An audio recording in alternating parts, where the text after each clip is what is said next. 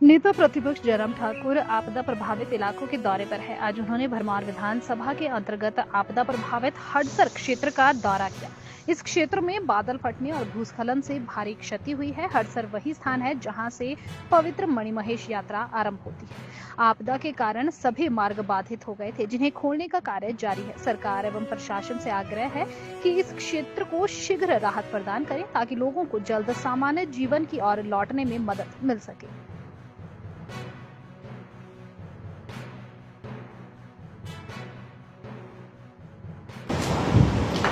इस वक्त हम भरमौर विधानसभा क्षेत्र के हडसर में हैं और हडसर ऐसी जगह है जहां से मणिमहेश यात्रा की शुरुआत होती है, जहां तक लोग गाड़ी में आते हैं और गाड़ी जहां छोड़ने के पश्चात फिर यहां से पैदल जाते हैं।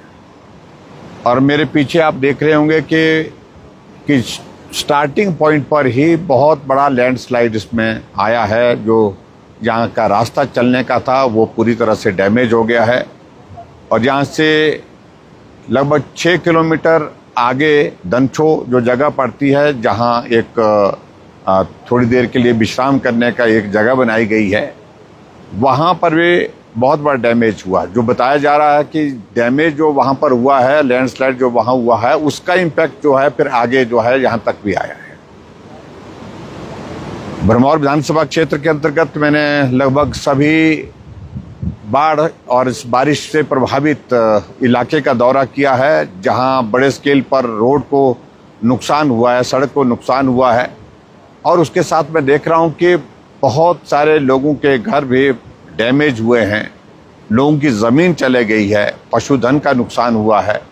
और ऐसे में इस त्रासदी के दौरान यहाँ इस मणिमहेश यात्रा के जो कार्यक्रम में जो लोग आए थे, जो श्रद्धालु आए थे, उनमें से भी कुछ लोगों की ज़िंदगी गई है, लेकिन अधिकांश जिंदगियां जो गई हैं वो यहाँ के स्थानीय नहीं, बाहर के जो श्रद्धालु लोग आए थे, ज़्यादा संख्या उनकी है। लेकिन फिर भी ज़िंदगी तो ज़िंदगी है, जिसकी भी गई है वो हमारे सबके लिए दुखद है।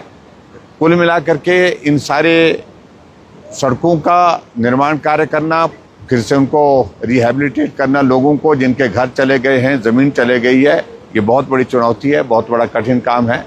सरकार की ओर से हम इस बात को लेकर के बात करेंगे, सरकार से बात करेंगे इस बारे में कि यहाँ के लोगों को, प्रभावित परिवारों को ज़्यादा मुआवजा मिले, ज़्यादा मदद हो सके उनकी। और गरीब लोग रहते हैं और सबसे बड़ी बात है कि जो आने जाने के रास्ते सारे बंद हो गए हैं, कम्युनिकेशन अभी तक भी पीछे के इलाकों में रिस्टोर नहीं हो पाया है, ये बहुत बड़ी चिंता का विषय है। कुल मिलाकर के इस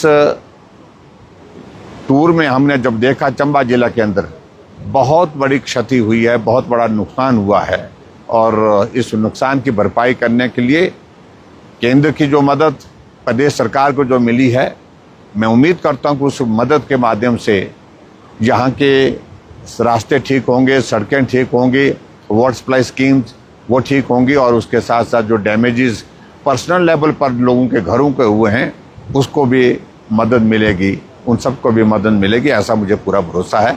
और सरकार के सामने यहाँ की जो क्षति हुई है, नुकसान हुई है, जब भी मौका मिलेगा पूरी बात को रखेंगे।